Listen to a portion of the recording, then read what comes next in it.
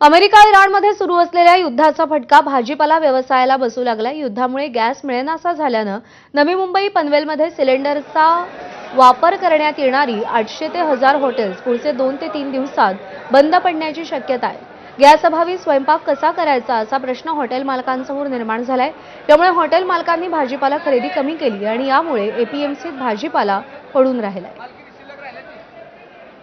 Cylinder एक hotel व्यावसायिकांना मिळत नाही, त्यामुळे हॉटेल व्यावसायिक हळूहळू त्यांचे हॉटेल बंद ठेवण्याच्या निर्णयापर्यंत आलेले आहे। हॉटेल बंद होत असल्यामुळं इथे खरेदीला भाजीपाला घ्यायला ग्राहक नाहीये।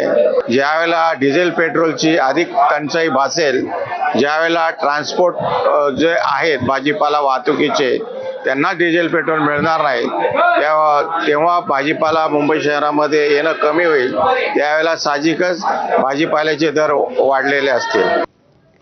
नागपूरच्या प्रसिद्ध संतोष पकोडे